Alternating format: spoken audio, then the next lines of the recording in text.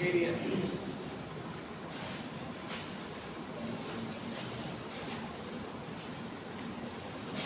আজকে যে ক্লাসটা হবে এটার উপর রবিবার টিউটোরিয়াল হবে। ঠিক আছে, আজকে যে ক্লাসটা হবে লাইব্রেরি এই চ্যাপ্টারের উপর রবিবার টিউটোরিয়াল হবে।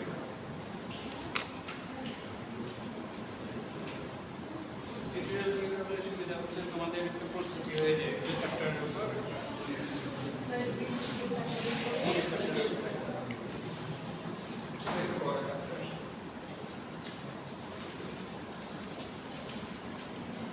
তাহলে যারা আসেনি তাদেরও এই সমস্যা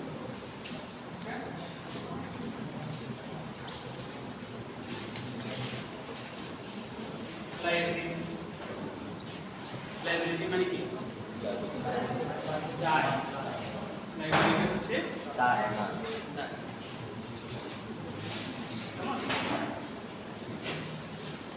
রেসপন্সিবিলিটি, তাই না? এর সাথে সম্পর্ক রং তৈরি,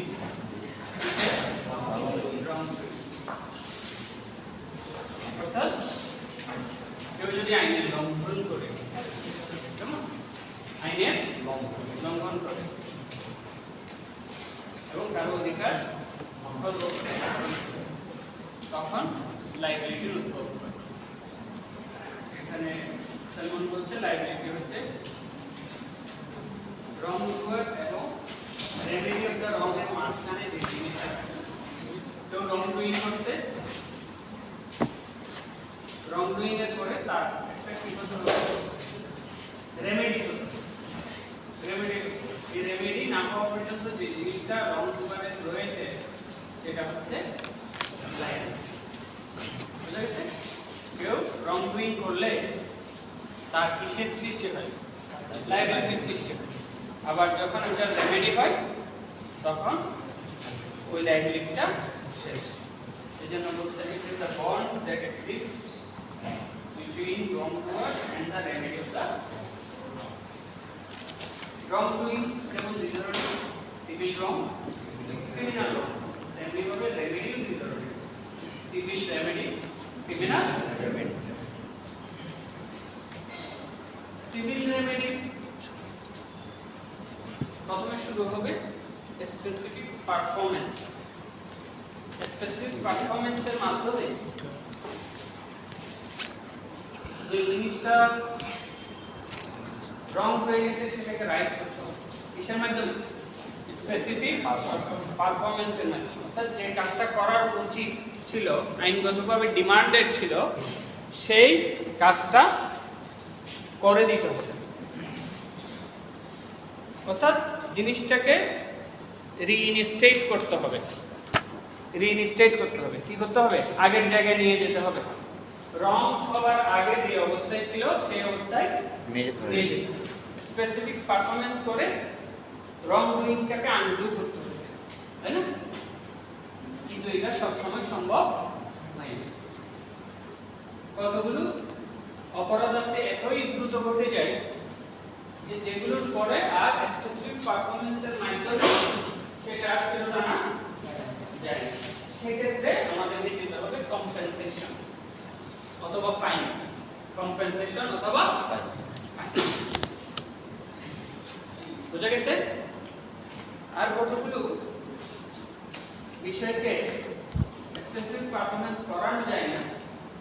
যেমন কোন একটা বিষয় যদি দেরি হওয়ার কারণে, বিলম্বিত হওয়ার কারণে বার্ড বাই লিমিটেশন হয়ে যায়, তখন ওই জিনিসটা আর স্পেসিফিক পারফরম্যান্স আইনগতভাবে করানো যায়।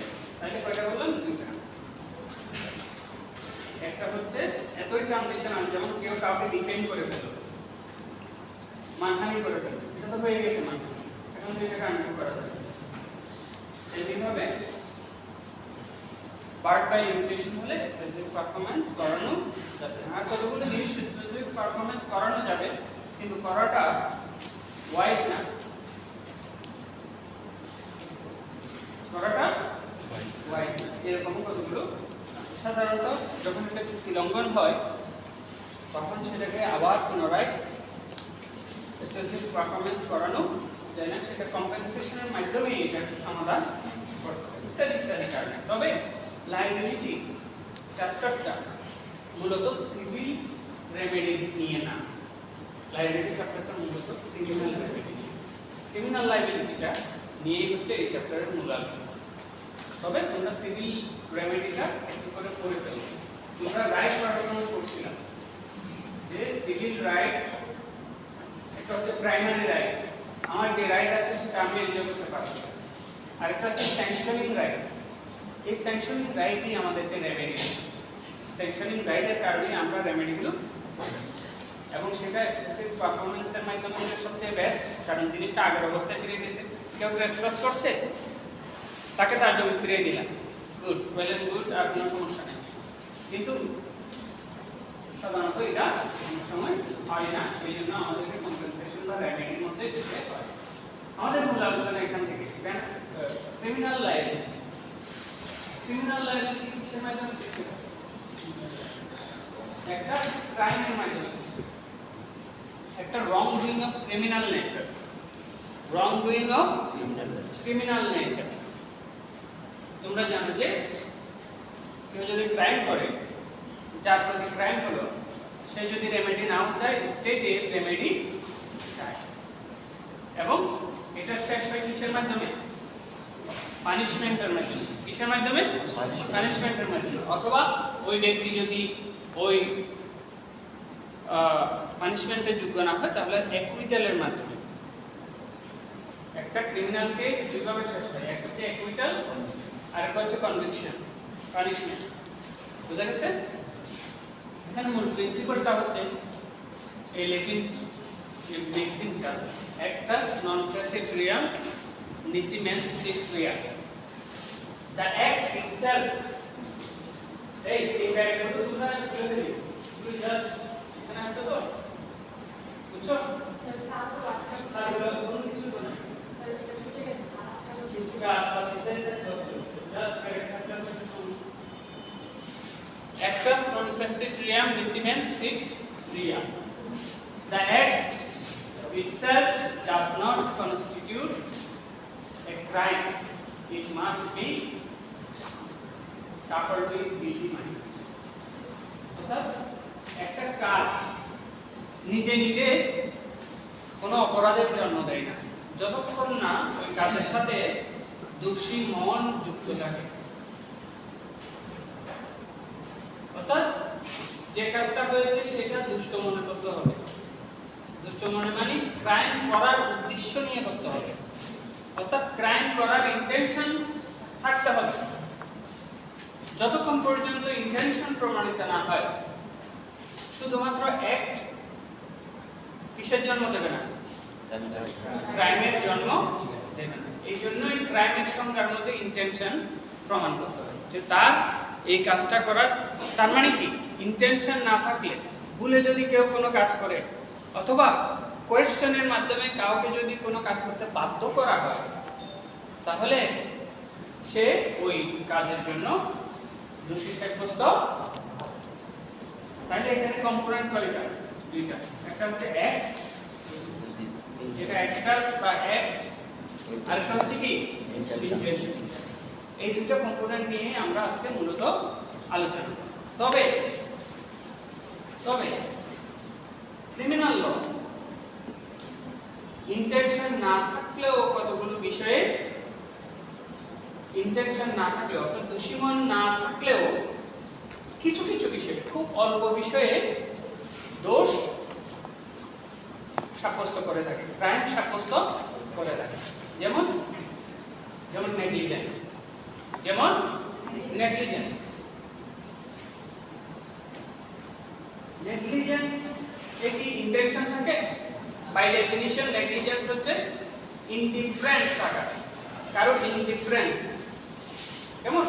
সে নেগলিজেন্ট, শব্দ থেকে বোঝা যাচ্ছে সে নেগলিজেন্ট, সে অবহেলা করেছে। কি করেছে? অবহেলা করেছে। যেমন আঁকাবাঁকা পথ, ড্রাইভার গাড়ি চালাচ্ছে অনেক স্পিডে, যে যেটা ওখানে বলছে 40 মাইল, ওখানে ও যাচ্ছে 70 মাইলে। এখন অ্যাক্সিডেন্ট করছে, অ্যাক্সিডেন্ট করা কি তার ইন্টেনশন? না, হয়তো না, বেশিরভাগ ক্ষেত্রে ড্রাইভাররা অ্যাভয়েড করতে চায় অ্যাক্সিডেন্টটা, কিন্তু তার এখানে নেগলিজেন্স আছে। সেই স্পিডের ব্যাপারে তার যেটা এক্সপেকটেশন, তাকে যে ভরসা, তার উপর ভরসা করে 70 জন 50 জন মানুষ যে বসে আছে গাড়িতে, তার কাছে যে প্রিকশনটা এক্সপেক্টেড সে সেটা বুঝতে করতে পারেনি, সে ইনডিফারেন্ট ছিল, সে নেগলিজেন্ট ছিল। এমনিভাবে কেউ যদি কোনো স্কিল যদি না জানে কিন্তু সে কাজটা করে, কোয়াক ডাক্তার পেট কেটে ফেলছে, অপারেশন করে, তাইলে সে নেগলিজেন্ট। সে মানুষটাকে মারার উদ্দেশ্য, তার হয়তো ইন্টেনশন ছিল না, কিন্তু সে নেগলিজেন্ট। এরকম কিছু কিছু জিনিস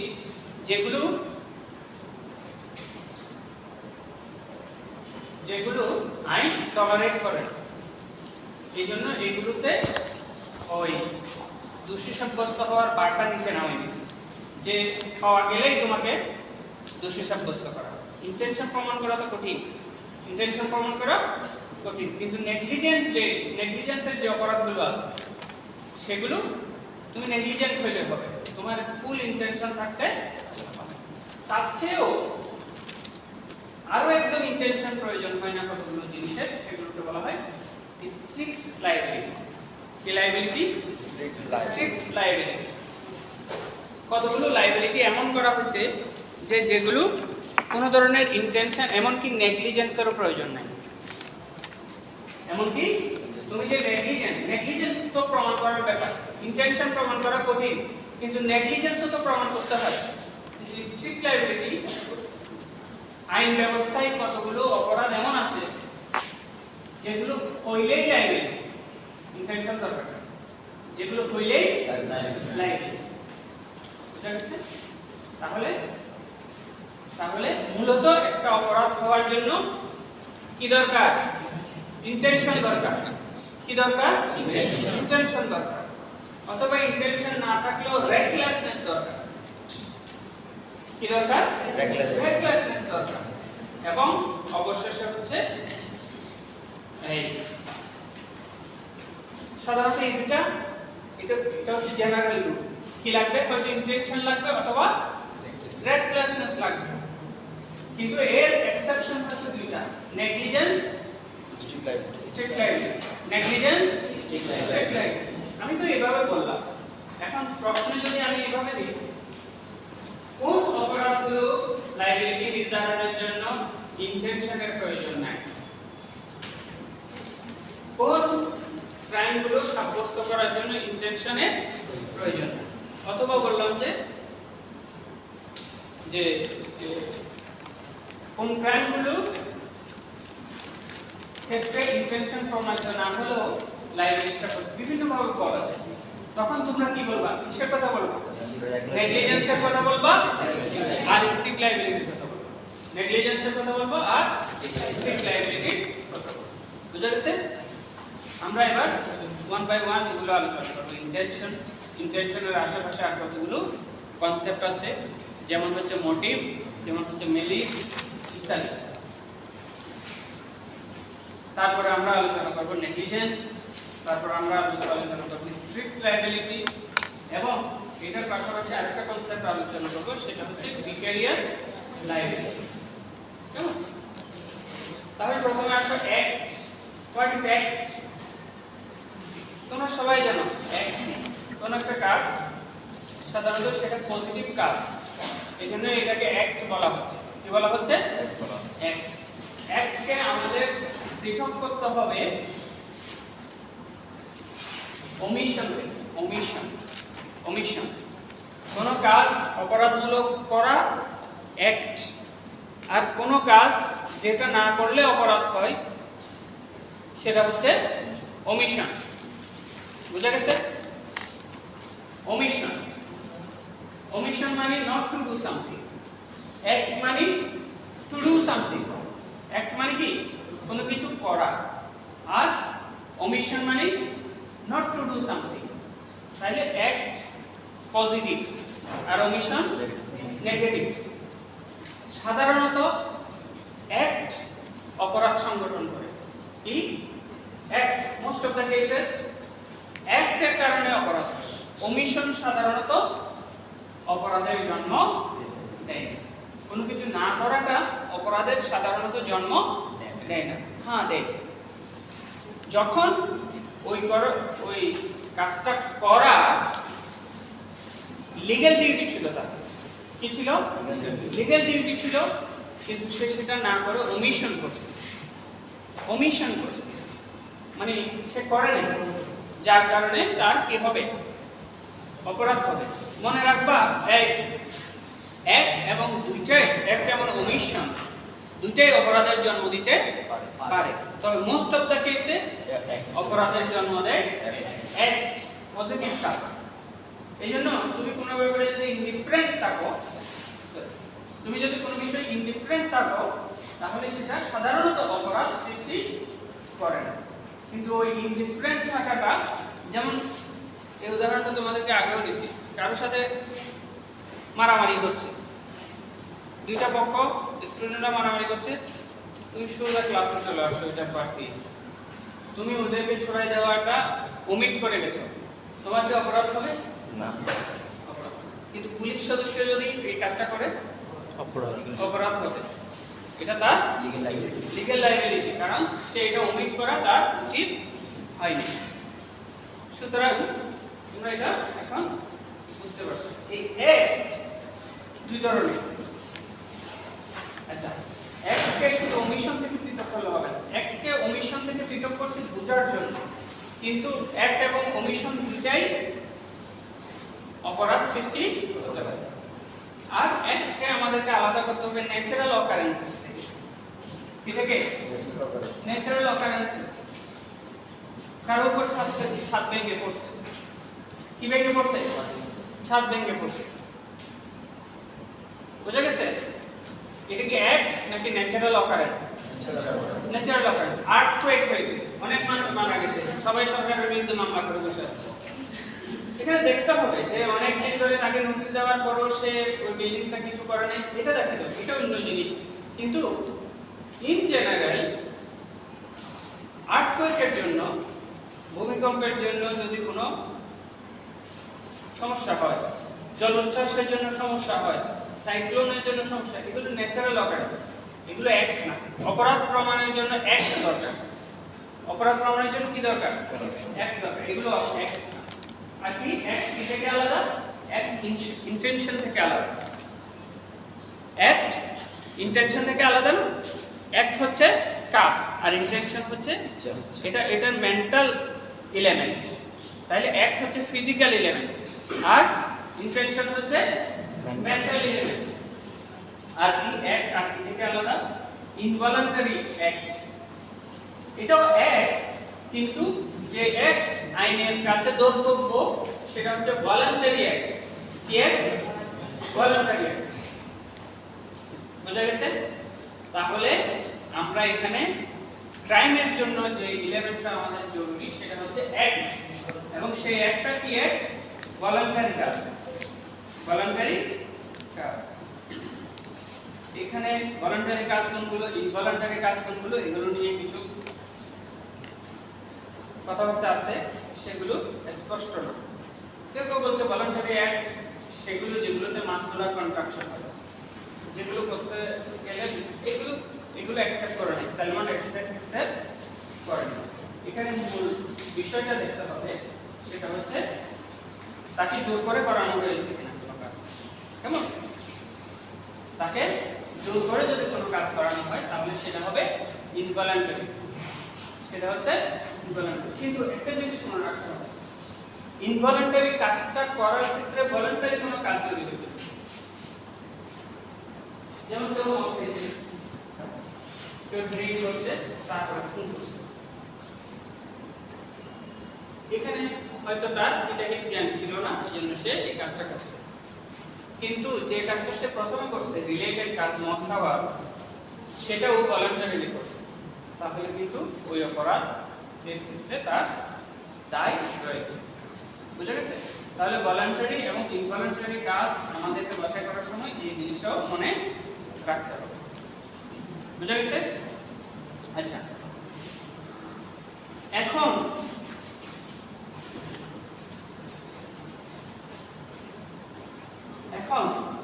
একটা অ্যাক্ট কোন অপরাধের জন্ম দেওয়ার জন্য কি কোনো হার্ম কজ করার প্রয়োজন আছে কিনা? অর্থাৎ কেউ কোনো কাজ করছে, সেটা অপরাধমূলক কাজ, কিন্তু ওই ক্ষতি হয়নি, এটা কি অপরাধ হবে কিনা? এখানে তোমাদেরকে বুঝতে হবে যে আইন যেগুলোকে অপরাধ হিসেবে সংজ্ঞায়িত করেছে, এর মধ্যে কিছু কিছু কাজকে সংজ্ঞায়িত করেছে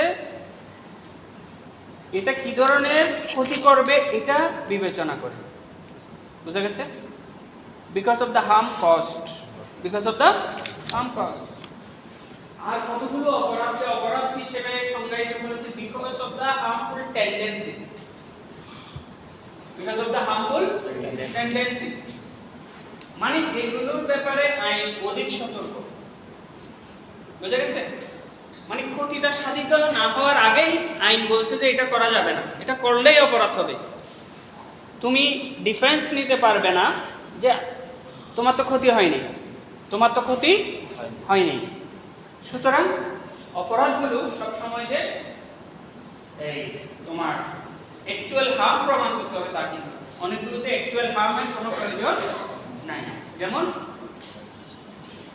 breach of contract, breach of contract, তুমি চুক্তি ভঙ্গ করছো, তুমি বলতে পারবে না যে ক্ষতি তো হয়নি, এটাকে আইন সমর্থন করে না। আইন কখনো ব্রিচ অফ কন্ট্রাক্ট হলে এটা চাই না। লাইবেল, লাইবেল তোমাদেরকে বলছি কারো ব্যাপারে লিখিত মানহানি। এখন ফেসবুকের যেগুলো হচ্ছে সেগুলো সব লিখিত মানহানি, যদি এগুলো সত্য না হয়। মানহানি হওয়ার অন্যতম সত্য শর্ত হচ্ছে মিথ্যা হওয়া। কি হওয়া? কারো ব্যাপারে যে কথাটা বলা হচ্ছে সেটা মিথ্যা হওয়া এবং সেটা পাবলিশ হওয়া। কি হওয়া? পাবলিশ হওয়া। তাহলে ফেসবুকে দেওয়া মানে সারা পৃথিবীর কাছে পাবলিশ হয়ে যাচ্ছে। তারপরে অনেকগুলো তো সত্য নয়, অনেকগুলো সত্য নয়। এখন যেভাবে করা হচ্ছে, এখন তো আরো ছবি টবি এই সেই বিভিন্নভাবে দিয়ে এমন ভাবে মনে হচ্ছে যে সেই কাজটা করেছে, কিন্তু আসলে সে তাতে আশেপাশেও ছিল না। এগুলো সব ডিফামেশন। কিন্তু সমস্যা হচ্ছে যে ডিজিটাল যে যুগে আমরা বাস করছি, এই ফেসবুক আবার নিয়ন্ত্রণ করছে কারা?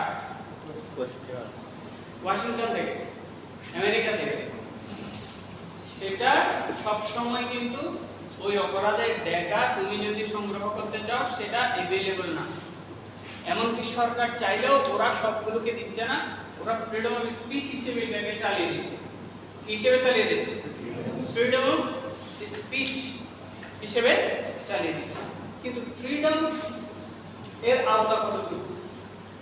ওই ফেমাস লাইনটা জাস্টিস ফ্রাঙ্কফার্টার সম্ভবত বলেছে, উনি বলছে তোমার হাত নাড়াচাড়া করার স্বাধীনতা ওর নাক পর্যন্ত, এর বেশি না। আমি যদি ওর নাক পর্যন্ত গেছি, কিন্তু আমি আর বেশি যাই, আর বেশি গেলে ওইটা আমার ফ্রিডমের আওতা নয়।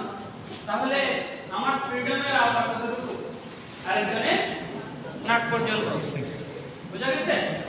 অর্থাৎ ফ্রিডমের একটা আওতা আছে, ফ্রিডমের একটা লিমিটেশন আছে, অন্যের অধিকার খর্ব না করা পর্যন্ত। এই আমার ফ্রিডমের আওতা কতটুকু? অন্যের অধিকার খর্ব না করা পর্যন্ত। তাহলে ল লাইবেলকে, লিখিত মানহানিকে টলারেট করে না। এটার জন্য হার্ম কজ হয়েছে কিনা এটারও ইনভেস্টিগেশনে যাবে না। এটা হচ্ছে irrespective of harm, irrespective of harm. এই জিনিসগুলোকে তোমার আর কতগুলো অপরাধ আছে যেগুলোতে হার্ম কজ করতে হবে। যেমন মৌখিক মানহানি। মৌখিক মানহানি এটা তো বাতাসে চলে গেছে, এটা খুব বেশি ইমপ্যাক্ট রাখে না। এই জন্য ল এটাকে তোমাকে প্রমাণ করতে হবে যে এটা দ্বারা তোমার লস হয়েছে। তাহলে দেখো ডিফামেশনের দুইটাই শুধু প্রকার আছে, একটা হচ্ছে স্ল্যান্ডার আর একটা হচ্ছে লাইবেল। লাইবেলকে ল হার্ম কজ করছে কিনা এটা দেখবে না। আর স্ল্যান্ডারের ক্ষেত্রে তোমাকে প্রমাণ করতে হবে। তার মানে কোনটার গুরুত্ব আইনের চোখে বেশি? লিখিত মানহানি। আর কি নেগলিজেন্ট ড্রাইভিং, অনেক নেগলিজেন্ট ড্রাইভিং করছে সে, তুমি সেটার জন্য তাকে মামলা করতে পারবে না যতক্ষণ পর্যন্ত তুমি দেখাতে না পারো যে সে আসলে অ্যাক্সিডেন্ট করছে এবং অন্যের ক্ষতি করছে। বুঝে গেছে? তাইলে এই জিনিসটা তোমাদেরকে মনে রাখতে হবে যে অপরাধগুলো সংজ্ঞায়িত করা হয়েছে দুইটা কারণে। একটা হচ্ছে সে যে ক্ষতিটা করছে সেটার জন্য বা ক্ষতি করতে পারে সেটার জন্য, আরেকটা হচ্ছে ক্ষতিকর টেন্ডেন্সি আছে সমাজে। ব্রিচ অফ কন্ট্রাক্ট যদি বেশি হতে থাকে তাহলে সমাজ ভেঙে পড়বে, কেউ কাউকে বিশ্বাস করবে না, কেউ কাউকে বিশ্বাস করবে না। কেউ কাউকে বিশ্বাস করাটা এটা জরুরি, এটা সমাজ প্রতিষ্ঠিত থাকার জন্য জরুরি। এটা দেখা যায় না, আমরা যত একটু এটা এগ্রিমেন্ট ভঙ্গ করলে তো কিছু হচ্ছে না, এভাবে যদি 100টা হয় 1000টা হয় তখন কিন্তু সমাজে বড় ধরনের সমস্যার সৃষ্টি হবে। এই জন্য আইন আগে থেকেই সতর্ক। বুঝতে পেরেছ? এখানে মনে রাখতে হবে শুধুমাত্র কারো ক্ষতি হইছে বলে কিন্তু অপরাধ হয় না, যে জন্য অপরাধ হয় সেটাকে বলা হয় ইনজুরি।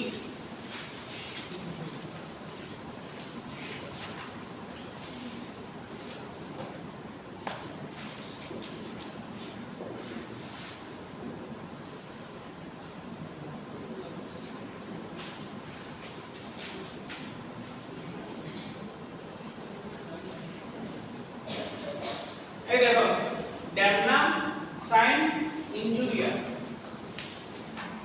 Damage without injury. কারো ক্ষতি হইছে কিন্তু ইনজুরি হয় নাই, আইন লঙ্ঘন। ইনজুরি মানে আইনের লঙ্ঘন হয় নাই। আবার অনেক সময় ইনজুরি হইছে মানে আইনের লঙ্ঘন হইছে কিন্তু ক্ষতি হয় নাই। আইন কোনটার ব্যাপারে বেশি সিরিয়াস হবে? আইন লঙ্ঘন। আইন লঙ্ঘন। তোমাদের দেখতে হবে যে আইন লঙ্ঘন হয়। যদি ড্যামেজ হয় কিন্তু ইনজুরি না হয় তাহলে এটা অপরাধের জন্ম দিবে না। যেমন একটা জায়গায় একটা ব্যবসা প্রতিষ্ঠান অনেক ভালোভাবে ব্যবসা করছে, অনেক টাকা লাভ করছে। মনে করো মাসে তার লাভ হচ্ছে 2 লাখ টাকা। কত? 2 লাখ টাকা। ওখানে এসে আরেকজন দোকান দিল, সেখানে তো ব্যবসা ভালো, আরেকজন এসে আরেকটা দিল, আরেকজন এসে আরেকটা দিল। ওই প্রথম জনের লস হয়ে ওর লাভ মাস শেষে হইল 30,000 টাকা। ওর লস কত হইল? 1,70,000 টাকা ওর লস হইল। তাহলে ওর লস হয়েছে, ওর কেসে লস হয়েছে কিন্তু ইনজুরি হয়নি, আইনের লঙ্ঘন হয়নি। কারণ আইন চায় কম্পিটিশন হোক, কারণ পুরো সমাজ এতে লাভবান হয়েছে। আবার ও তো আগে জিনিস 5 টাকা করে প্রতি আইটেমে লাভ করত, 50 টাকা করে লাভ করত।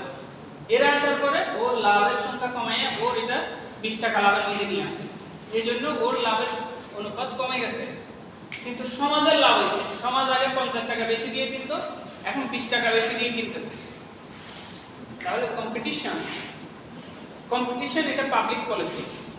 কম্পিটিশনের কারণে যদি কারো লস হয়, লস তো হয়েছে কিন্তু অপরাধ হয়নি। বুঝা গেছে? এরকম কতগুলো জিনিস আছে যেগুলো তোমার যদিও অন্যের ক্ষতি করে কিন্তু এটা গেইন টু দ্য সোসাইটি, আবার অন্যদিকে কতগুলো আইনের লঙ্ঘন আছে যেগুলো কোনো ধরনের ইনজুরি সৃষ্টি করে না। যেমন এটা ফেমাস উদাহরণ হচ্ছে ভোটের অধিকার। কিসের অধিকার? ভোটের অধিকার। তুমি ভোট না দেওয়ার কারণে তোমার কি টাকা পয়সা ক্ষতি হয়? ক্ষতি হয় না। ইমোশনাল কিছু ক্ষতি হইতে পারে কিন্তু ফিজিক্যাল কোনো ক্ষতি হয় না। কিন্তু তারপরও আইন এটার ব্যাপারে সিরিয়াস। আইন এটার জন্য এটাকে ক্রাইম মনে করে, এটাকে যাদের করার কথা ছিল তাদের না করাটাকে ধরনের লায়াবিলিটি মনে করে, রেসপন্সিবিলিটি মনে করে। তাহলে শুধুমাত্র ক্ষতির নিরিখে অপরাধকে দেখা যাবে না। শুধুমাত্র সাধারণত যেগুলো ক্ষতি হয় সেগুলোই অপরাধ, কিন্তু তোমাদেরকে মনে রাখতে হবে যে শুধুমাত্র ক্ষতির কারণে অপরাধ হয়, অনেক সময় ক্ষতিকর টেন্ডেন্সির কারণেও অপরাধ হয়, আবার অনেক সময় অ্যাকচুয়াল ক্ষতি হইলেও সেটা অপরাধ হয় না যদি এটা সমাজের বৃহত্তর ভালোর জন্য হয়। তাই বিভিন্ন ডাইমেনশন আছে। এবার সব place and time of the act, place and time of the act.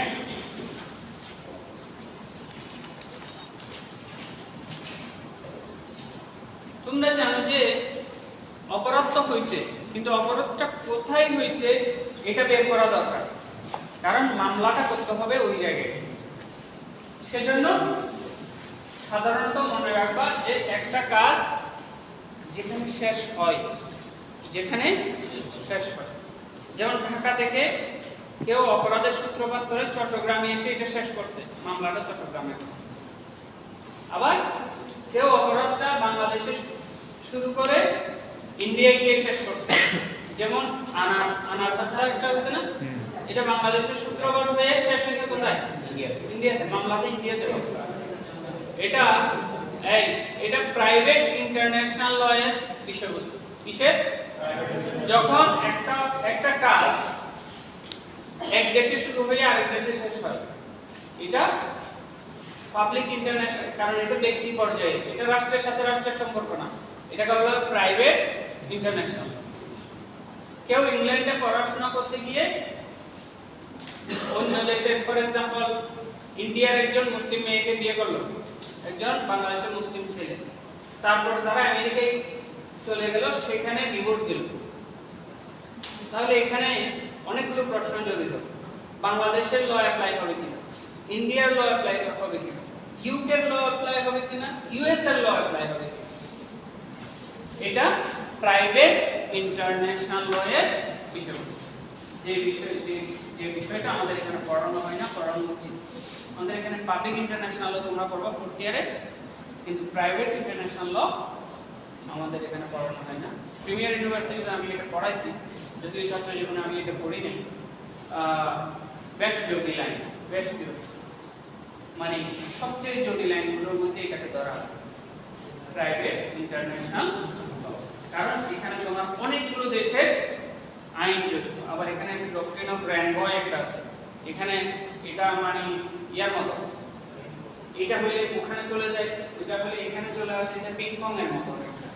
তো এই জন্য এটা খুবই জটিল একটা আইন, তোমরা হয়তো কোনোদিন পড়বা বাইরে গেলে পারবা।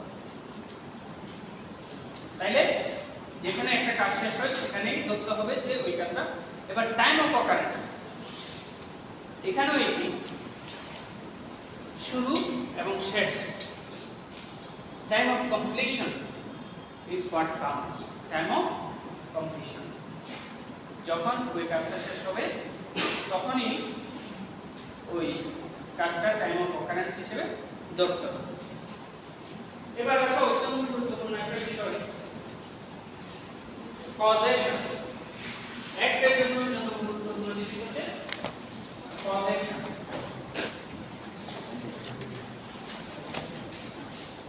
তোমার কজেশন হচ্ছে একটা কাজ এবং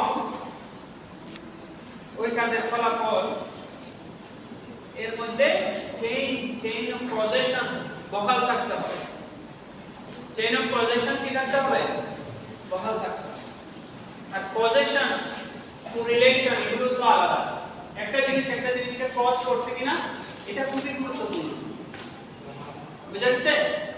যেমন বাংলা সিনেমায় তোমরা দেখেছো, গুলি করছে মারা গেছে, গুলি করছে মারা গেছে, পরে প্রমাণিত হচ্ছে তার গুলির ভিতর বুলেটই মারা গেছে। তাহলে তৃতীয় কোনো পক্ষ ওকে মারছে, তৃতীয় কোনো পক্ষ তাকে মারছে। অথবা পুলিশ কাউকে পায়ে গুলি করছে, কিন্তু পোস্টমর্টেম রিপোর্টে দেখা গেছে সে গলা কি বলে যে এটা অ্যাসফিক্সিয়েশনের মাধ্যমে সে মারা গেছে, তাকে গলা টিপে হত্যা করা হয়েছে। কিভাবে হত্যা করা হয়েছে? এটা আবার বাংলা সিনেমায় তোমরা দেখবে, এটা দেখবে সাউথ ইন্ডিয়ান, ওখানে গ্যাং যেগুলো আছে দেখবে যে মাঝখানে কে সেই গাড়ি ঘুরাইয়া আগুন ধরাইয়া মাঝখানে সে ওকে ওইখান থেকে নিয়ে গেছে, 4 লাশ পাওয়া গেছে পুরা, ওইটা সে না, সবাই মনে করছে ওইটা সে, ঠিক কি না? তাহলে তাহলে কি চেইন অফ কজেশন বহাল থাকতে হবে, চেইন অফ কজেশন বহাল থাকতে হবে। এবং এই কজেশন প্রমাণিত করা খুব একটা সহজ নয়। As should be and be dies. We have to see if B was shot by a third person simultaneously. একদিন করছে ওইটাও দেখা গেছে, বি মারা গেছে ওইটাও দেখা গেছে, কিন্তু এখানে শেষ না। কজেশন তুমি এটা দ্বারাই শুধুমাত্র প্রমাণ করতে পারবে না, কজেশন শুধু এটা দ্বারাই প্রমাণ করতে পারবে না। ক্রাইম কিন্তু প্রমাণ করার ব্যাপার আছে, ক্রাইম প্রমাণ করতে হলে কজেশন প্রমাণ করতে হবে। মাঝখানে কজেশন যদি ছিনিয়ে নেওয়া হয় অন্য কিছুর মাধ্যমে, তাহলে কিন্তু সে অপরাধটা ওই ব্যক্তির প্রতি যাবে না। আর অপরাধের ক্ষেত্রে আমাদের দুটো জিনিস মনে রাখতে হবে, একটা হচ্ছে এক্সপ্লেনেটরি, আর একটা হচ্ছে এট্রিবিউটিভ। একটা হচ্ছে এক্সপ্লেনেটরি আর একটা হচ্ছে এট্রিবিউটিভ।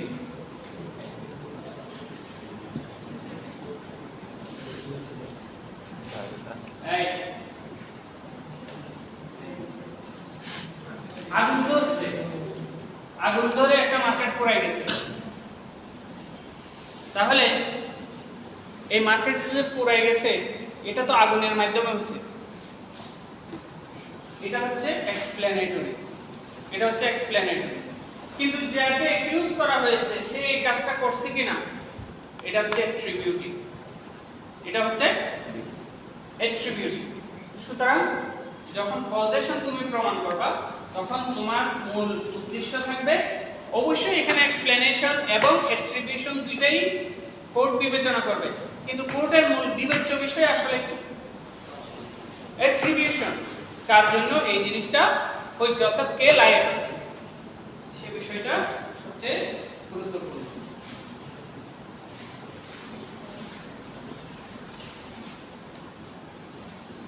এবং অবশ্যই এট্রিবিউশনের সময় তোমাদের মনে রাখতে হবে যে ওই এডিশনাল কোন বিষয়, ওই যে থার্ড পার্টি গুলিটা করছে কিনা, গুলি করছে মারা গেছে, গুলি তার পেটের মধ্যে আছে, বুকের মধ্যে আছে, সে মারা গেছে, এটা তো এক্সপ্লেনেশনের জন্য যথেষ্ট। কিন্তু কে আসলে গুলিটা করছে, এ নাকি বি নাকি সি, এটা হচ্ছে এট্রিবিউশন। সুতরাং যতক্ষণ পর্যন্ত তুমি এটাকে এট্রিবিউট করতে পারবে না ততক্ষণ পর্যন্ত তোমাদের বিষয়টা কমপ্লিট করা, তোমার কোর্টের মূল বিবেচ্য বিষয়ই হচ্ছে এটা। এবং অবশ্যই যে কাজটা হচ্ছে সেটা অ্যাবনরমাল এবং হিউম্যান অ্যাক্ট, এটাও অ্যাক্টকে আরেকটু এক্সপ্লেইন করছি। যেমন কেউ বললো যে অক্সিজেন থাকায় এখানে আগুনটা ধরছে, যে অন্য কেমিক্যালের সাথে অক্সিজেন থাকায় এখানে আগুনটা ধরছে, এই জন্য অক্সিজেন যে আছে তাকে ধরো, এই লাগে কারণ অক্সিজেন থাকাটা নরমাল, অর্থাৎ যে কাজটা অপরাধের সৃষ্টি করবে এটা আর্টিফিশিয়ালি ইম্পোজ করা বিষয় হতে হবে এবং এখানে হিউম্যান অ্যাক্ট জড়িত হতে হবে, যেটা ন্যাচারালি আসছে একটা জিনিস, সেটার জন্য কাউকে দায়ী করা যাবে। মোট কথা হচ্ছে চেইন অফ কজেশন ভাঙা যাবে না। যখনই কোনো থার্ড পার্টির মাধ্যমে চেইন অফ কজেশনটা ভেঙে পড়বে, অথবা কেউ বিপদে পড়ে ওই কাজটা করবে, অথবা এটা অটোমেটিক এবং ন্যাচারাল রিঅ্যাকশন হবে, তখন কিন্তু ওই কজেশনটা ভেঙে পড়বে। বুঝা গেছে? তাহলে ইনভলন্টারি কোনো অ্যাক্ট কিসের জন্ম দিবে না? অপরাধের জন্ম দেবে। এবার আসো আমাদের ফিজিক্যাল এলিমেন্ট অর্থাৎ অ্যাক্ট এর ব্যাপারে আমরা মোটামুটি কথা বলছি। অ্যাক্ট কি থেকে আলাদা, অ্যাক্ট ইন্টেনশন থেকে আলাদা, অ্যাক্ট ইনভলান্টারি অ্যাক্টিভিটিস থেকে আলাদা, অ্যাক্ট ন্যাচারাল অকারেন্স থেকে আলাদা, অ্যাক্ট ওমিশন থেকে আলাদা। তাহলে আমি যদি তোমাদের প্রশ্ন what is the difference between act and omission, তখন তো তোমরা এখন পারবে যেহেতু আমি এটা আসলে করেছি। কেমন? তারপর হচ্ছে কজেশন।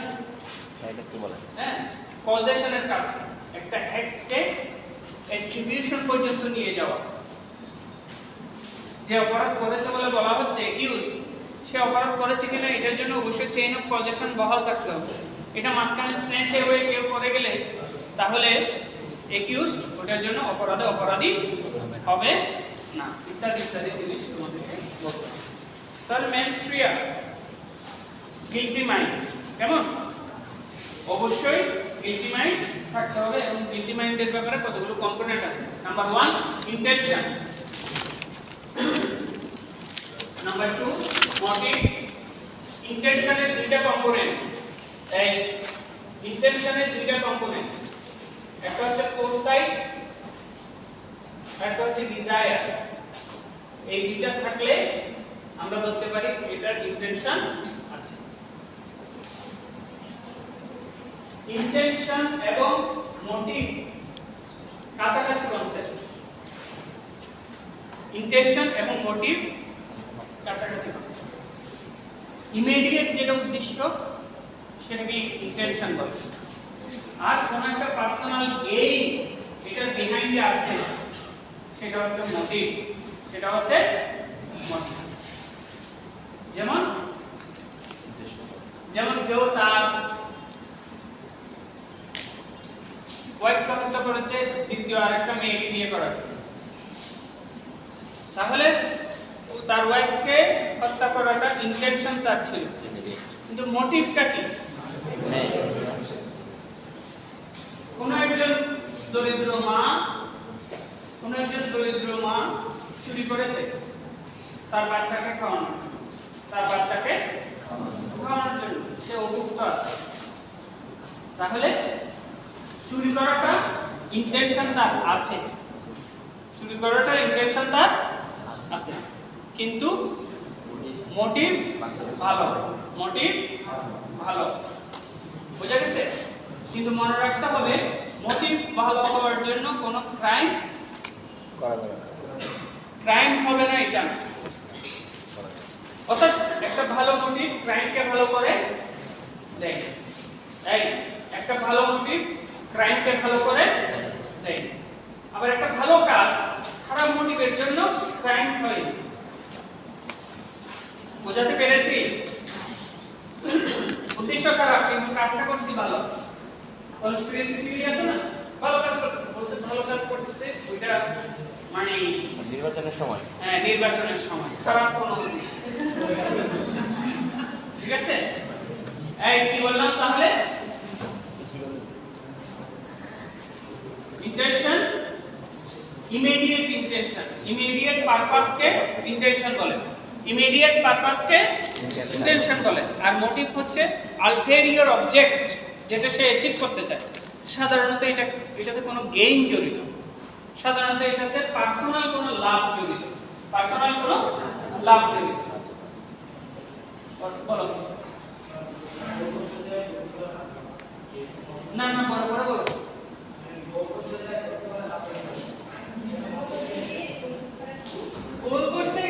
একজন গোল করছে, গোলকিপার ধরতে গেছে, তার হাত ভেঙে গেছে। এটা কি ক্রাইম হবে কিনা? ইন্টেনশন নাকি হাত বাঁকা ছিল? ফুটবলার কি স্যার?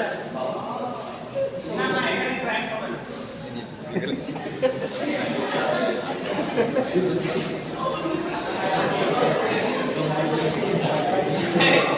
কালকে আমি পরশু আমার মাকে নিয়ে আমি একটা ডায়াগনস্টিক সেন্টারে গেছি, ডাক্তারের ইয়াতে গেছি এপিকে। ওখানে দেখলাম এখানে ফুল গুণা দিয়ে বাঁধা বুদ্ধ পর তো এখন ছোট একটা ছিল, আমি বলছি কি মোটরসাইকেল ছিল, তাহলে সে বলছে না স্যার ফুটবল খেলা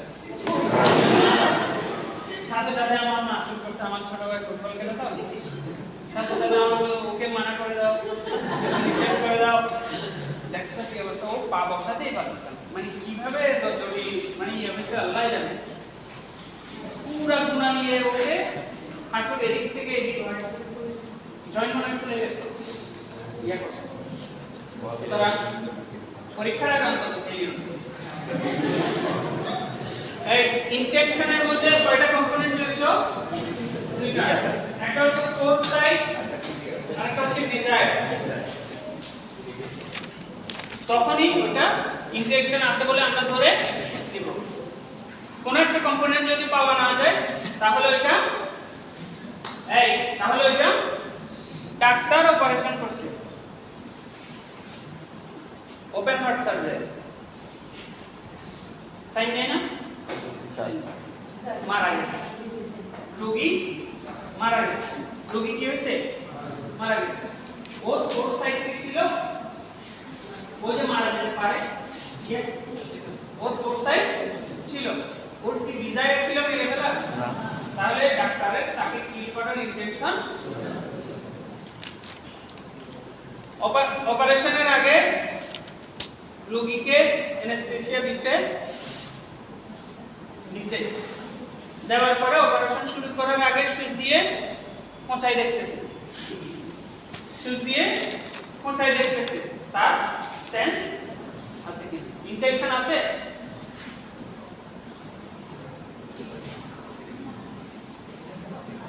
আছে। ইন্টেনশন নাই।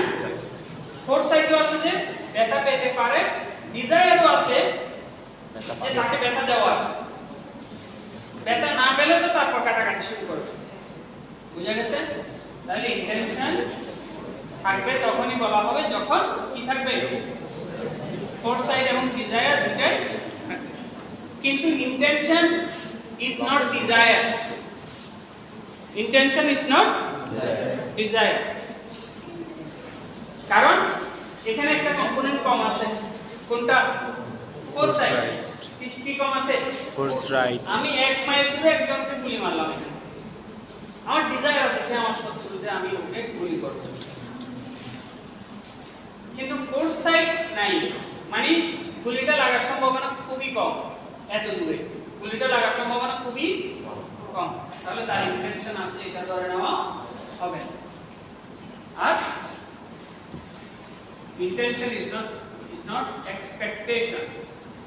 ইন্টেনশন কিউ নয়, এক্সপেকটেশন। তুমি যেটা প্রত্যাশা করো সেটাও ইন্টেনশন নয়। ঘুরে ফিরে কথা হচ্ছে ওই যে ডাক্তার যে অপারেশন করলো এটা তার এক্সপেকটেশন ছিল না। কেমন? অর্থাৎ মোট কথা হচ্ছে ডিজায়ার এবং ফোরসাইট এই দুইটা একসাথে থাকলে তখনই শুধুমাত্র আমরা বলতে পারবো যে আমার কি আছে? ইন্টেনশন আছে। কিন্তু আরো কথা আছে, কখনো কখনো কাজটা এমন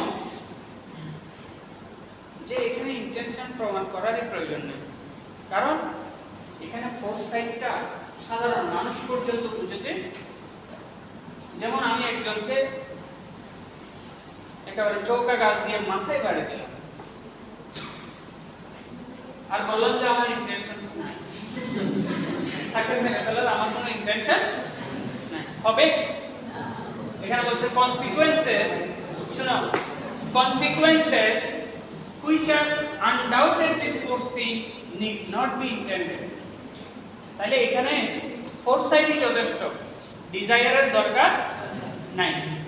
অর্থাৎ কতগুলো? এই fatal probable consequence যেখানে থাকে সেখানে irrespective of intention আইন ব্যবস্থা বা ক্রিমিনাল ল তাকে দোষী সাব্যস্ত করে থাকে। এখানে যে বিষয়টা আছে সেটা হচ্ছে কনস্ট্রাকটিভ ইন্টেনশন। কি ইন্টেনশন? Constructive intention. তুমি একজনকে অনেক বেশি মারধর করেছো এবং সে মারা গেছে, তখন তুমি বলতে পারবে না যে তাকে মারধরই করার উদ্দেশ্য ছিল, মেরে ফেলার উদ্দেশ্য ছিল না। ল এখানে কনস্ট্রাকটিভ ইন্টেনশন ধরে নেবে, কনস্ট্রাকটিভ ইন্টেনশন ধরে নেবে। এই আচ্ছা আবার কোন কোন এই ব্যবস্থা এরকম আছে তুমি এক কে গুলি করছো মারার জন্য বি মরে গেছে তখন বলছে বি কে মারার আমার কোন উদ্দেশ্য ছিল একজনের ঘর ভাঙার জন্য জানালায় ঢিল ছুড়ছো ওইটা অন্যজনের জানালা ভেঙে গেছে তুমি বলছো যে আমার তো এই জানালা ভাঙার আমার উদ্দেশ্য ছিল না এক্ষেত্রে আমাদেরকে বুঝতে হবে জেনারিক ইন্টেনশন কি ইন্টেনশন জেনারিক ইন্টেনশন থাকলেই চলে জেনারিক ইন্টেনশন থাকলে অর্থাৎ ইন্টেনশনটা এই যথেষ্ট ইন্টেনশনটাই যথেষ্ট জেনারিক ইন্টেনশনটা মানে এবার আসো মোটিভ মোটিভ তো বলেই ফেলছি তাই না মোটিভ শুনো কি বললাম ভালো মোটিভ খারাপ কাজকে ভালো করে দেয় এই এই এই বিষয়টা মনে রাখো পরীক্ষায় চলে আসবে ছোট ছোট এরকম কথা তখন তোমরা দেখবে যে বড় বড় প্রশ্ন শিখে গেছো ছোট কথা আমি কিন্তু ক্লাসে কি বলি প্রশ্ন করার জন্য যখন বলছি তখন সব মনে হয় যে যেটা হচ্ছে এইটা মনে রাখবা এটা আমার মনে হয় কি বললাম ভালো ইন্টেনশন না ভালো মোটিভ খারাপ কাজকে ভালো করে দেয় না দেয় না ইন আদার ওয়ার্ডস অপরাধ প্রমাণের জন্য মোটিভ কনসিডারেশনে রাখার দরকার নেই ওই অপরাধটা বোঝার জন্য ক্রিমিনোলজি তোমরা যখন করবা করো নাকি পরের ইয়ারে পড়ো অর্থাৎ অপরাধীর মনস্তত্ত্ব বোঝা এটা সমাজ বিজ্ঞানের কাজ আর কাজ সমাজ বিজ্ঞানের কাজ এটা আমরা করছি আমরা আরেকটু বেটার বোঝার জন্য ঠিক আছে এটা ওকে কিন্তু মনে রাখতে হবে যে মোটিভ অপরাধ প্রমাণের জন্য প্রয়োজনীয় কম্পোনেন্ট নয়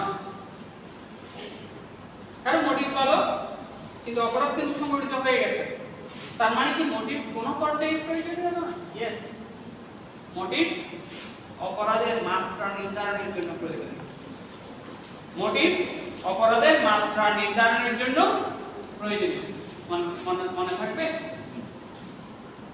মোটিভ যত বেশি খারাপ মোটিভ হবে তত বেশি শাস্তি হবে আর ওই যে বললাম চুরি করছে কিন্তু বাচ্চাকে খাওয়ানোর জন্য ওটা অপরাধীর শাস্তি চুরি তো হয়ে গেছে আবার জাজদের কাছে একটা রেঞ্জ থাকে না 2 বছর থেকে 10 বছর পর্যন্ত শাস্তি দিতে পারবে এটা যদি বলে তাহলে যার মোটিভটা কম খারাপ তাকে তুলনামূলকভাবে কম শাস্তি দিতে পারে বুঝা গেছে তাহলে মোটিভ অপরাধ প্রমাণের জন্য প্রয়োজন নয় কিন্তু অপরাধের মাত্রা শাস্তির মাত্রা নির্ধারণের জন্য প্রয়োজন আর মোটিভটা কি মোটিভটা হচ্ছে কোনো একটা আলটিরিয়র মানে অবজেক্ট বিশেষ করে কারো কোনো লাভ বিশেষ করে কারো কোনো পার্সোনাল বেনিফিট এখানে জড়িত থাকে পার্সোনাল বেনিফিটটা সব সময় যে পয়সা টাকা সম্পত্তি এমন নয়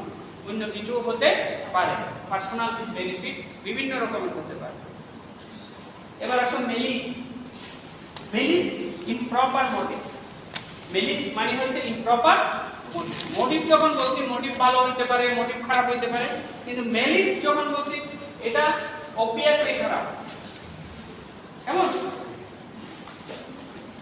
এবং প্যানাল ক্ষেত্রে বেশিরভাগ ক্ষেত্রে মেলিস জড়িত থাকে it literally means bad or wicked motive bad or wicked motive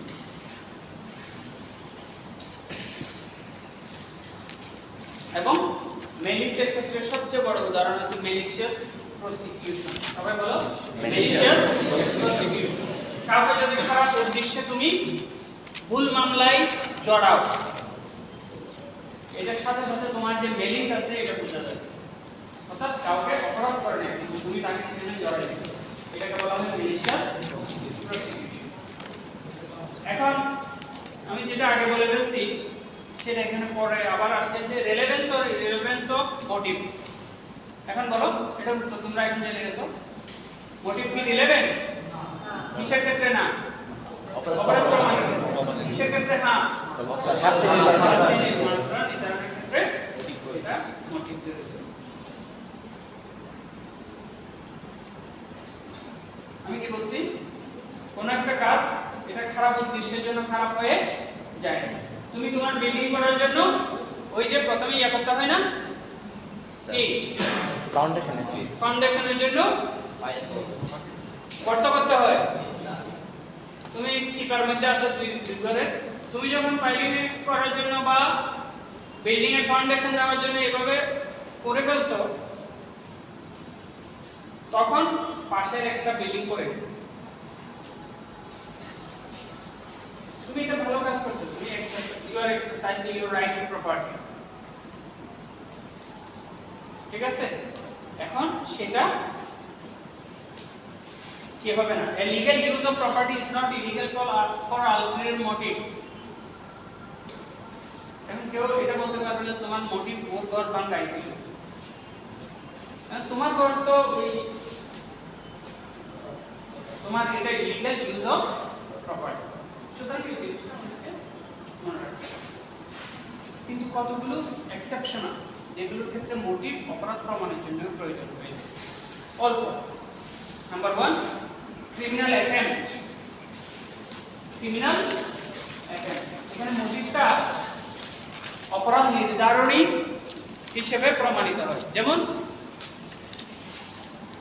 তুমি একটা, আমাদের এটা তো শব্দ পাওয়া যাবে না, এটা একদম ছিল বাংলা ভাষায় আমি জানি আর কোন শব্দ জানি হেস্টার হচ্ছে যে খড়, ওই যে আমরা যে গরুর জন্য ওই ধান ইয়াগুলো দিয়ে, এটা তোমরা কি বলো?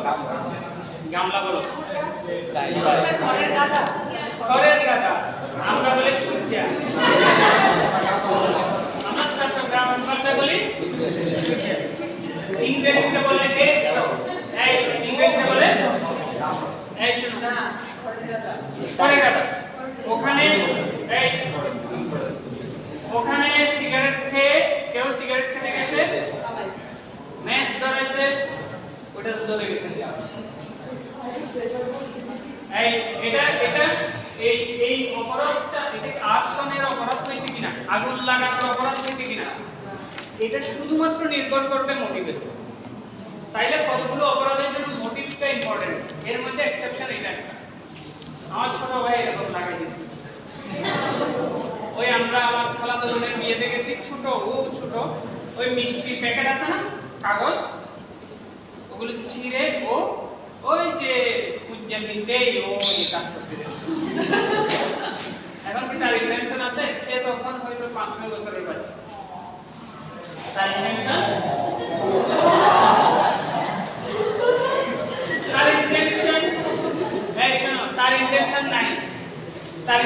নাই, কিন্তু কি করছে জানো, ওইটা বিশাল, ওইটা তো পুড়ে গেছে, ওইটা থেকে আগুন, টিনের ঘর ছিল, গুদাম, 2 তলা গুদাম, ওখানে চড়াইছে।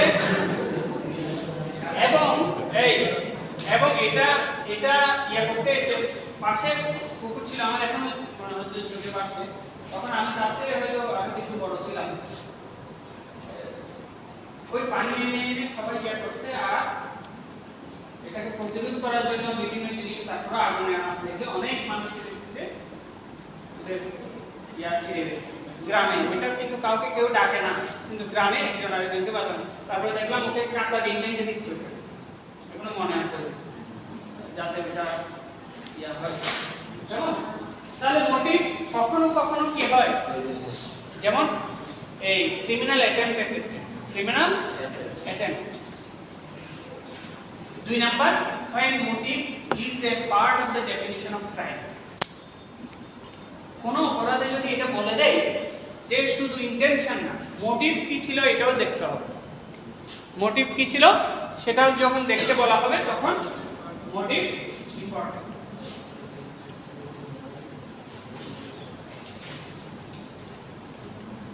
যেমন ডিফামেশনের ক্ষেত্রে অনেক সময় মোটিভ প্রমাণ করা প্রয়োজন, অন্যথায় এটা ড্যামেজ সাইড ইনজুরি হবে, অন্যথায় সেটা কি হবে, ড্যামেজ উইদাউট ইনজুরি। কিন্তু এখানে মোটিভ থাকলে সেটা হয়ে যাবে ডিফামেশন।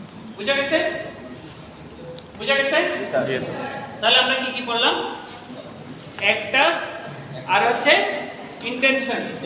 এখন একটা জিনিস, আরেকটা ইম্পর্টেন্ট জিনিস মনে রাখতে হবে, অনেক সময় ইন্টেনশন থাকলেও অপরাধ হয়। স্যারটা কোন এই কথা এটা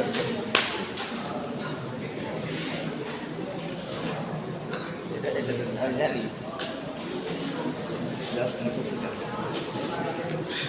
Use necessitatis। এটা কি দেখছো? জি স্যার গাছের টুকরোটাতে কয়জন থাকতে পারে? গাছের টুকরোটাতে কয়জন ধরতো? একজন নাকি দুইজন? একজন। কয়জন?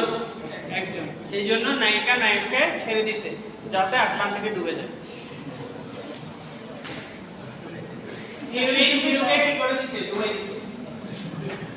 এটা হিরোর ডিজায়ার ছিল যে তুমি বেঁচে যাবে, আমি মরে যাই। grows thousands of babies. এখন নায়িকা কি মার্ডারের অপরাধে অপরাধী হবে? ইউজ নেসেসিটেটিস। এমন একটা শিপরেক হয়েছে, এই শিপরেক হয়েছে একটা আইল্যান্ডে, এটা আবার ইংলিশ সিনেমায়, এটা সাউথ ইন্ডিয়ান সিনেমায় শিপরেক হয়েছে। ওখানে কিছু মানুষ বসবাস করছে, এক পর্যায়ে খাবার ফুরিয়ে গেল।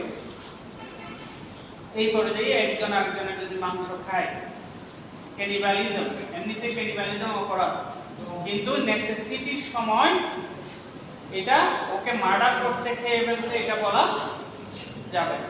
বুঝা গেছে? বুঝতে পেরেছ? তারপর ওই যে বললাম আগুন ধরছে আমার খালার বাসায়, ওখানে এসে প্রথমে কি করছে? ঘরগুলো ভেঙে ফেলছে যাতে আগুন ওই দিক থেকে এই দিকের ঘরগুলোতে না যায়, এই জন্য মাঝখানে কিছু ঘর ভেঙে ফেলছে। এই যে ভেঙে ফেললো, এটা কি প্রপার্টির ক্ষতি করছে, এটা বলে তার বিরুদ্ধে মামলা করা যাবে নাকি নেসেসিটি ছিল? তাহলে যেখানে নেসেসিটি থাকবে সেখানে অন্য সময় যেগুলো ইন্টেনশনের অপরাধ হয়, a man under the threat of murder murders another। কেউ বলছে আমি তোমাকে মেরে ফেলবো যদি তুমি তাকে গুলি না করো, সে মেরে ফেলবে, তার ইন্টেনশন ছিল মেরে ফেলবে, সে নিজে বাঁচার জন্য। এটা নেসেসিটি, এটা নেসেসিটি। তাহলে তোমাদেরকে যদি বলি যে এমন অপরাধ কোনগুলো যেগুলোতে ইন্টেনশন প্রমাণিত হওয়ার পরেও অপরাধ হয় না, যেগুলো এক কথায় आंसर হচ্ছে ইউজ নেসেসিটেটিভ বা ডক্ট্রিন অফ নেসেসিটি। এবার আমাদের ইন্টেনশন শেষ। তোমাদের মাথা ঘুরাচ্ছে? আমাদের আর বাকি আছে নেগলিজেন্স, স্ট্রিক্ট লায়াবিলিটি, ভিকারিয়াস লায়াবিলিটি। এগুলোকে ডিটেইলস বলবো। নেগলিজেন্স হচ্ছে তখনই হবে, নেগলিজেন্স তখনই হবে যখন একটা ডিউটি অফ কেয়ার থাকে। মাইক কি তোমাদের এখানে আছে?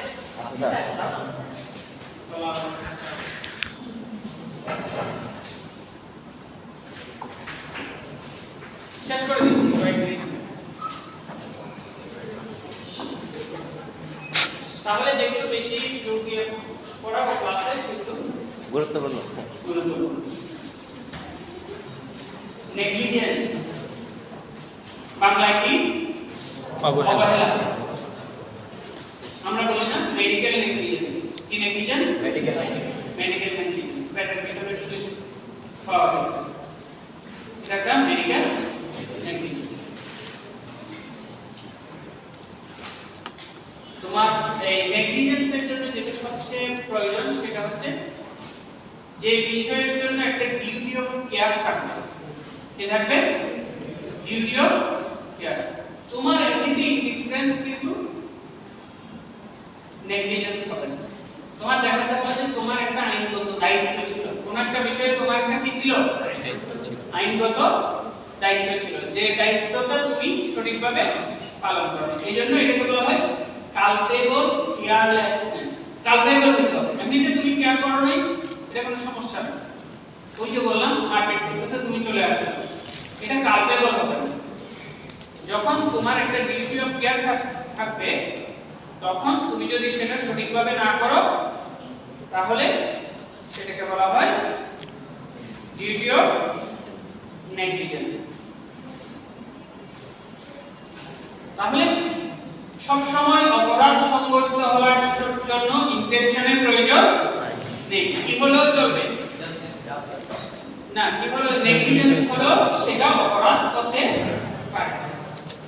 এখন এই ডিউটি অফ কেয়ার এটার একটা ফুল লিস্ট দেওয়া সম্ভব নয়। এখানে স্ট্যান্ডার্ড অফ কেয়ার বলে একটা কথা আছে। কি কি কেয়ার? Standard of care. এই স্ট্যান্ডার্ড অফ কেয়ারটা কিন্তু অনুযায়ী তোমাকে কাজ করতে হবে। এই standard of care highest care তোমার নেওয়া দরকার। আবার এভারেজ কেয়ারও স্ট্যান্ডার্ড অফ কেয়ার। অনেক সময় স্ট্যান্ডার্ড অফ কেয়ারটা তুমি কাজটা কতটুকু রিস্কি এটা দেখতে হবে। যে কাজে রিস্ক বেশি সেই কাজে স্ট্যান্ডার্ড অফ কেয়ারও বেশি, যে কাজে রিস্ক কম সেই কাজে স্ট্যান্ডার্ড অফ কেয়ারটাও কম। সুতরাং ওই স্ট্যান্ডার্ড অনুযায়ী তুমি যদি না চলো সেটাকে বলা হয় নেগলিজেন্স। বুঝা গেছে? এই স্ট্যান্ডার্ড অফ কেয়ারটা কি? Reasonable care. Reasonable care, average care না। কি কেয়ার? Reasonable care. চলে গেছে? যেতে পারছে?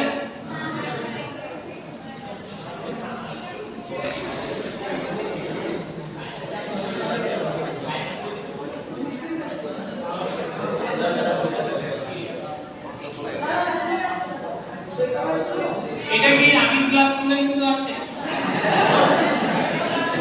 এটা কথা বলে আসছে না?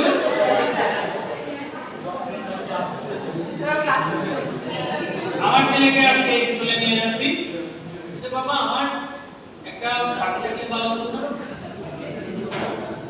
আমি কি পাখি? ময়না পাখি। ময়না পাখি কথা বলতে পারে? কি পাখি আসলে কথা বলে? ময়না পাখি, টিয়া। এই শোনো, আমাদের ক্লাস শেষ।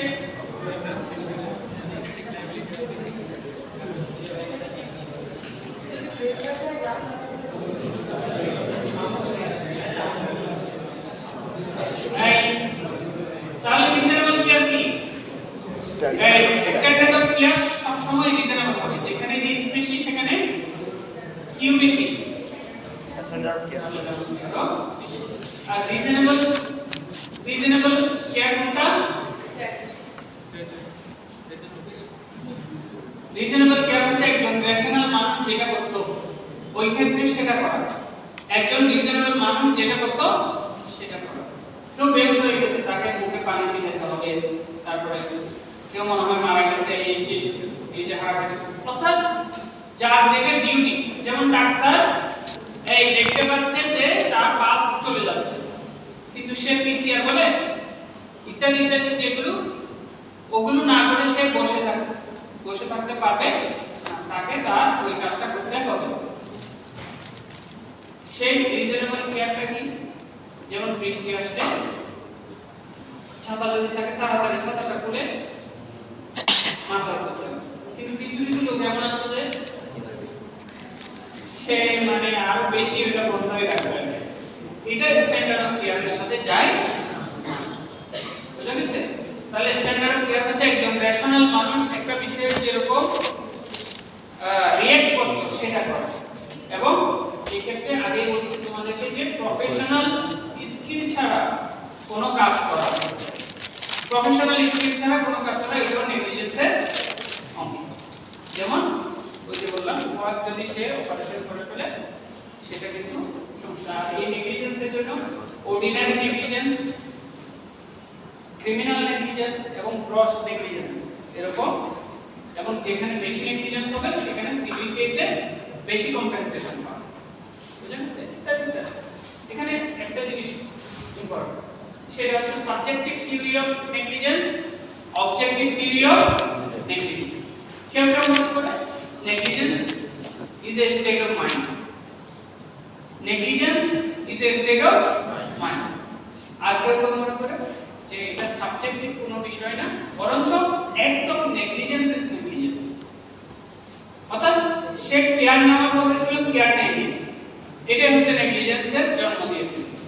আর কেউ কেউ মনে করে সে যে ইনডিফারেন্ট ছিল, সে যে যেভাবে রিঅ্যাক্ট করার কথা সেভাবে রিঅ্যাক্ট করে নাই, ওই বিষয়ে চিন্তা করে নাই, সেটাই নেগলিজেন্সের জন্ম দিয়েছে। তাহলে সাবজেক্টিভ নেগলিজেন্সে attitude of negligence is negligence, attitude of negligence. তাহলে এখানে মেন্টাল এলিমেন্টটাকে বেশি গুরুত্ব দেওয়া হচ্ছে। আর অবজেক্টিভ নেগলিজেন্সের ক্ষেত্রে আমাদের যতটুকু বিষয় হচ্ছে, ক্লাস অনেক লম্বা হয়ে গেছে না, লাস্ট কতগুলো স্ট্রিক্ট লায়াবিলিটি আছে। কি লায়াবিলিটি? Strict liability. যেমন কেউ একটা ওয়াইল্ড অ্যানিমেল, যেমন বাঘ রাখছে, বাঘ সেটা পালিয়ে গেছে, তারপর বলতে পারবে না যে আমার ইন্টেনশন ছিল না, নেগলিজেন্স ছিল, এটা পালালেই সে লায়াবল। এটার ব্যাপারে বিখ্যাত একটা মামলা আছে, যেখানে কেউ একজন রিজার্ভার অফ ওয়াটার, পানির একটা চৌবাচ্চাতে পানি ভরে রাখছিল, কিন্তু সেটা চুরিয়ে গিয়ে পাশের ফ্যাক্টরির সব জিনিস ধ্বংস করে ফেলছে। সম্ভবত এই মামলাটা রাইলেন্স ভার্সেস ফ্লেচার, তোমরা টটে আবার পড়বা। তখন কোর্ট বলল যে এখানে তার নেগলিজেন্স না থাকুক, এখানে তার ইন্টেনশন না থাকুক, যখনই পানি চুরিয়ে গিয়ে তার ক্ষতি করছে, এটি স্ট্রিক্ট লায়াবিলিটি তৈরি করবে। কি তৈরি করবে?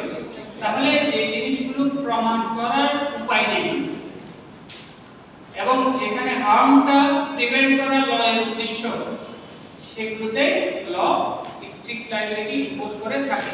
তবে স্ট্রিক্ট লায়াবিলিটির সমালোচনা তো অবশ্যই আছে, যে আমার ইন্টেনশনই নেই, তারপরেও কেন আমাকে কি করা হচ্ছে, এই লায়াবল করা হচ্ছে। অ্যাবসেন্স অফ এডিকুয়েট প্রুফ, এখানে ওয়াইল্ড অ্যানিমেলকে সে ছেড়ে দিছে নাকি সে ছেড়ে দেয়, কিন্তু প্রমাণ করার কোনো প্রয়োজন নাই।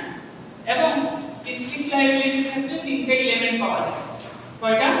তিন ধরনের এলিমেন্ট পাওয়া যায়। Number 1, mistake of law. তুমি মিস্টেক অফ ল করছো, তারপর বলছো যে আমি তো জানি না এখানে ল ছিল। এই আইন ভঙ্গ করাটা স্ট্রিক্ট লায়াবিলিটি। তুমি যখন আইন ভঙ্গ করছো তখন তুমি লায়াবল, কারণ আমাদেরকে ধরে নেওয়া হয় সবাই আইন জানে, কারণ এগুলো পাবলিশ করা হয়। আর হচ্ছে মিস্টেক অফ ফ্যাক্ট, অনেক সময় ঘটনা না বুঝে যদি কোনো অপরাধ করে ফেলে, সাধারণত সিভিল ক্ষেত্রে সেটার কোনো এই মানে লায়াবিলিটি থেকে সে এক্সোনারেশন পাবে না, কিন্তু ক্রিমিনাল ল এর ক্ষেত্রে মিস্টেক অফ ল এবং মিস্টেক অফ ফ্যাক্টের মধ্যে পার্থক্য আছে। মিস্টেক অফ ফ্যাক্ট সাধারণত ক্রিমিনাল লায়াবিলিটি মানে সৃষ্টি করে না। তুমি ঘটনাটা না বুঝে কোনো কিছু করে ফেলেছো, তাহলে তোমাকে কিছু ছাড় দেওয়া হবে। কিন্তু সিভিল, তুমি কারো জমিতে ট্রেসপাস করে ফেলছো, তাহলে কিন্তু তোমাকে সেটার জন্য ক্ষতিপূরণ দিতে হবে। তোমার ইন্টেনশন ছিল, মিস্টেক ছিল। আর লাস্ট হচ্ছে অ্যাক্সিডেন্ট। অ্যাক্সিডেন্টও স্ট্রিক্ট লায়াবিলিটি তৈরি করে। তুমি যদি র্যাশ ড্রাইভিং কারণে কোনো ক্ষতি করো, সেক্ষেত্রে ওটা যদি ইনএভিটেবল না হয়, কি না হয়, ইনএভিটেবল না হয়, কেউ তো উঠতেছে, কেউ হঠাৎ করে তোমার গাড়ির সামনে চলে আসে, এটা তুমি ইনএভিটেবল। কিন্তু তুমি যদি কালপেবল হও, তুমি গাড়ি চালাচ্ছ অনেক জোরে, অনেক স্পিডে, তখন কিন্তু তুমি সেটার জন্য লায়াবল। এবার আসলে ভিকেরিয়াস লায়াবিলিটি। ভিকেরিয়াস লায়াবিলিটির বাংলা হচ্ছে পরোক্ষ দায়, আরেকজনের কাজের জন্য আমাকে দায়ী করা। সাধারণত ক্রিমিনাল লয়ের মূল প্রিন্সিপাল এবং সিভিল লয়ের মূল প্রিন্সিপাল হচ্ছে যার অপরাধ সেই লায়াবল, তার বাবা, তার চাচা, তার স্ত্রী, এগুলো লায়াবল না। শুধু দুইটা এক্সেপশন আছে ভিকেরিয়াস লায়াবিলিটি। নাম্বার 1, সার্ভেন্টের কাজের জন্য মাস্টার দায়ী। সার্ভেন্টের কাজের জন্য মাস্টার দায়ী। কেউ বলে মাস্টার কেন দায়ী? কারণ মাস্টার রাতে সে কাজ করে, আর তার এত সামর্থ্য নাই ক্ষতিপূরণ দেওয়ার। সে বেতন পায় 10,000 টাকা, সে বেতন পায় 50,000 টাকা, কিন্তু সে তার মালিকের পক্ষে চুক্তি করছে 50 কোটি টাকা। যে চুক্তি করছে সে ধরেই নিছে যে আমি এই সার্ভেন্টের সাথে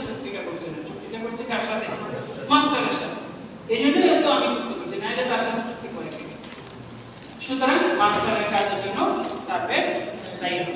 আর কি সার্ভেন্টের কাজের জন্য মাস্টার দায়ী হবে। আর কি আর হচ্ছে মৃত ব্যক্তির কাজের জন্য তার উত্তরাধিকারীরা কিছুটা দায়ী হবে, বিশেষ করে প্রপার্টি ক্ষেত্রে। যার কাছে তুমি প্রপার্টি নিয়ে বসে আছো কিন্তু তার ঋণগুলো দিচ্ছ না, এটা হবে না। সুতরাং এই দুইটা এক্সেপশন, এগুলোর ক্ষেত্রেও কথা আছে যে বিশেষ করে সিভিল লাইবিলিটি থাকলেও ক্রিমিনাল লাইবিলিটি থাকা উচিত না। এবার এটাই লাস্ট টপিক, মাত্র 3 মিনিট লাগবে।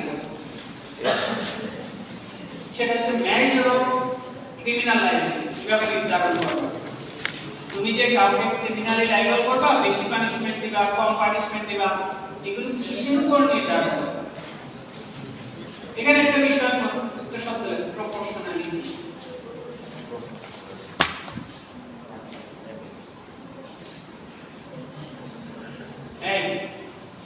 কোন একটা পানিশমেন্ট বেশি দিলে কোন অপরাধ যদি পৃথিবী থেকে শেষ হয়ে যায়, তারপরও ওই বেশি পানিশমেন্টটা দেওয়া যাবে না। কেউ চুরি করছে, তুমি তাকে একেবারে ফাঁসি দিয়ে দিচ্ছ, এর ফলে হয়তো চুরি কমে যাবে, কিন্তু এটা তার প্রতি একটা অন্যায় করা হয়েছে, কারণ এই অপরাধটা, এই শাস্তিটা কি হয়নি, প্রপোর্শনাল হয়নি।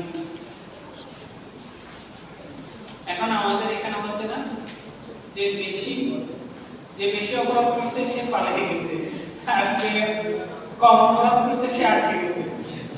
হ্যাঁ, আবার কেউ ছোটখাটো বিরক্তিকর কাজ করছে কিন্তু তাকে এমন পানিশমেন্ট দেওয়া হচ্ছে, হ্যাঁ হয়তো বিরক্তিকর কাজই করছে, অপরাধও করে নাই।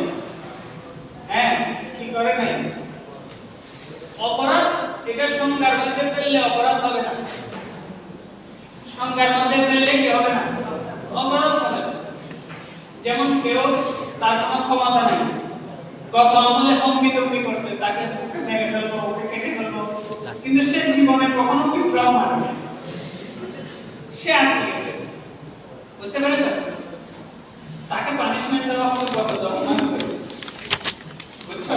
কিন্তু তার অপরাধ যদি সঠিক প্রপোর্শনাল হইতো, সে 5 দিনের জেলও পায় না। যে সে এই 9 মাস ধরে তাকে ফেসবুকে ডিফেন্ড করা হচ্ছে, বিভিন্ন কিছু করা হচ্ছে, এটাকে ডিসপ্রপোর্শনেট বলে। ডিসপ্রপোর্শনেট পানিশমেন্ট, এটাকে কি বলে? Disproportionate punishment. আসলে যে করে সে কি বকে, কুকুর যে কামড় দেয় সে কি বেশি কেউ করে? হঠাৎ না, সে তার কাজটাই করবে, সে কেউ করবে না। যে কেউ করবে তার সারা তো এখানে 3টা জিনিস জড়িত, প্রপোর্শনাল হওয়ার ক্ষেত্রে 3টা জিনিস জড়িত। Number 1 motive, number 1 motive of the commission, 2 number magnitude of the offence, 3 number character of the offender, character of the offender. Number 1 কি বলছি? Motive of the commission. যে অপরাধের মোটিভ যত খারাপ, সে অপরাধের শাস্তি তত খারাপ হবে, গ্রেটার পানিশমেন্ট হবে। ক্যারেক্টার এক নাম্বারে কি বলছি? মোটিভ মোটিভ যত খারাপ, তার পানিশমেন্ট তত বেশি। ম্যাগনিটিউড, তারপর একটা অর্থাৎ যত বেশি পারভার্টেড, যত বেশি খারাপ মোটিভ, তত বেশি অপরাধটা কিন্তু দুইজনে কি করেছে। এই অনেক সময় একই কাজের জন্য দুই ধরনের শাস্তি কেন হয়? কারণ একজনের মোটিভ অনেক বেশি খারাপ, সেজন্য তার শাস্তিটা বেশি হবে। আবার অনেক সময় মোটিভটা extreme motivation mitigating factor, extreme motivation. কিছুক্ষণ আগে উদাহরণ দিয়েছিলাম, মা চুরিটা করছে, সে মানে ডেসপারেট হয়ে গেছে তার বাচ্চাকে খাওয়ানোর জন্য, এক্সট্রিম মোটিভেশন, এটা মিটিগেটিং ফ্যাক্টর হতে পারে। তাহলে মোটিভ একটা অপরাধের মাত্রাকে কমাবে অথবা বাড়াবে, এটা তো বুঝতে পারছো? এটা বুঝতে পারছো? যেমন কেউ তার মালিককে হত্যার চেষ্টা করছে যাতে সে সম্পত্তিটা পেয়ে যায়, অথবা মেয়ের জামাই, একমাত্র মেয়ের জামাই সে চক্রান্ত করছে, একমাত্র মেয়ের জামাই সে চক্রান্ত করছে যে আমার শ্বশুর মারা গেলে সব সম্পত্তি আমাদের। এটা খুবই খারাপ মনে, এটা খুবই খারাপ মনে। এগুলো শাস্তির মাত্রাকে বাড়িয়ে দিবে, এগুলো শাস্তির মাত্রাকে বাড়িয়ে দিবে। বাবুল আক্তার তার ওয়াইফকে এখনো প্রমাণিত হয়নি, যদি হয়ে থাকে যে সে তার অন্য জায়গায় অ্যাফেয়ার ছিল এই জন্য সে, তাহলে তার লাইফ ইমপ্রিজনমেন্ট পাওয়ার কোনো সুযোগ নাই, তাকে ফাঁসি দিতে হবে। অর্থাৎ এই যে প্রপোর্শনাল হওয়ার জন্য, কারণ তার মোটিভটা বেশি খারাপ, এখনো প্রমাণিত হয়নি, আমি সেটা রেজাল্ট বলতেছি না, উদাহরণ বলছি। এই 2 number, other things equal, evil consequences, more punishment। যখন ওই যে ম্যাগনিটিউড অফ দ্য অফেন্সটা বেশি হবে, তখন কাউকে তো গুলি করেও মারা যাবে, টুকরো টুকরো করে ফেলছে, তাহলে পানিশমেন্ট বেশি হবে, তাই না? কাউকে অপরাধটা অনুভব করা যেত, কিন্তু তাকে যেভাবে অপরাধটা করা হয়েছে সেটা অত্যন্ত জঘন্য, তখন অবশ্যই পানিশমেন্ট বেশি দিতে হবে। কারণ এই আদারওয়াইজ ওই ক্রাইমটা করার সময় সবাই সবচেয়ে জঘন্যভাবে করবে, সেজন্য অপরাধের মাত্রা যত বেশি হবে, ওটার রকম যত বেশি ডেঞ্জারাস হবে, ওটার পানিশমেন্টও তত বেশি হবে। এবং lastly character of the offender, repeated crime যারা করে তাকে কম পানিশমেন্ট দিলে সে বলবে যে আমার 3 বছর পানিশমেন্ট দিছে, আমি 3 বছর পরে এসে আবার পরবর্তীবার তাকে 10 বছর দিতে হবে, বুঝা গেছে? তাকে প্রথমবারে তুমি ফার্স্ট অফেন্ডার হলে যে 3 বছর দিছো সব সেটা হবে, প্রথমবারে তুমি তাকে সিম্পল ইমপ্রিজনমেন্ট দিছো, এটাকে বাংলায় কি বলে? বিনাশ্রম কারাদণ্ড, পরের বার তাকে সশ্রম কারাদণ্ড দিতে হবে। কারণ আদারওয়াইজ মানে কতগুলি যারা ক্রিমিনাল আছে, হার্ডেন ক্রিমিনাল, তাদেরকে ওইভাবে সহজে ছেড়ে দিতে হবে না। এবং এই উইথফুল অফেন্ডার নেগলিজেন্ট অফেন্ডারের চেয়ে বেশি শাস্তি পাবে।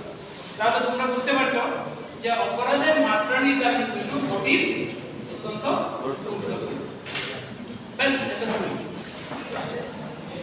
এটা অনেক বড় একটা চ্যাপ্টার, আমি সবসময় এটা 3টা ক্লাস পড়িয়ে থাকি, কিন্তু এবার যেহেতু তোমাদের পরীক্ষা চলে আসছে সেজন্য তাহলে তোমরা রবিবারে টিউটোরিয়াল দিবা, টিউটোরিয়াল করে ক্লাস দিবা।